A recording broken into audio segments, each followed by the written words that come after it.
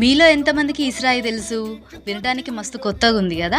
90s kids వరకైతే ఇస్రాయి అనే పదం అయితే బాగా తెలిసే ఉంటది. బట్ ఈ జనరేషన్ వాళ్ళ కోసం ఇస్రాయి అంటే ఏందో నేను చెప్తా. ప్రెసెంట్ ఇప్పుడంటే మిక్సీలు గ్రైండర్లు వచ్చినాయి కానీ వెనకటన ఇస్రాయినే మిక్సీగా యూజ్ చేసేటోళ్ళు. రాగులు, తైదలు, జొన్నలు, సజ్జలు, మినుములు, పెసర్లు ఇలాంటి అన్నింటినీ ఈ ఇస్రాయిని వాడే పొడి చేసుకుని జొన్న రొట్టెలు కానీ, రాగి అంబలు కానీ, తైద అంబలు కానీ చేసుకునేటోళ్ళు అనమాట. దీన్ని యూజ్ చేయడం వల్ల మన బాడీకి మంచి ఎక్సర్సైజ్ అవుతుంది అండ్ హెల్త్ కూడా బెటర్ ఉంటది. టేస్ట్ అయితే అంతకు మించి ఉంటది. అప్పుడప్పుడు ఇలాంటివి చూసినప్పుడే అనిపిస్తది పాతకాల పద్ధతులు, వంట విధానాలు అన్ని మాయమైపోయినవి అని. ఆ రోజుల్లో మనుషుల మధ్య బంధాలు బలంగా ఉండటానికి ఇలాంటివి కూడా ఒక రీజన్ అని చెప్పుకోవచ్చు. ఎందుకంటే దీన్ని కేవలం ఒక పనిలా మాత్రమే కాకుండా దీన్ని ఇసురుకుంటా పాటలు పాడుకుంటారు, కథలు చెప్పుకుంటారు, వాళ్ళ జీవితాల్లో ఉన్న కష్ట సుఖాలను కూడా షేర్ చేసుకుంటారు. ఇప్పుడున్న ఈ జనరేషన్ కి ఒక బటన్ నొక్కితే పని అయిపోతుంది, టైం సేవ్ అవుతుంది అని అనుకుంటారు. కానీ అందరూ కలిసి ఇలా మాట్లాడుకునే టైం ఉండదని అసలు ఎవరు అబ్జర్వ్ చేసుకో. మనకున్న ఈ ఉరుకుల పరుగుల లైఫ్ స్టైల్లో ఎప్పుడైనా టైం ఉంటే ఇలా అమ్మ వాళ్ళతో, అమ్మమ్మ వాళ్ళతో, నానమ్మ వాళ్ళతో కూర్చొని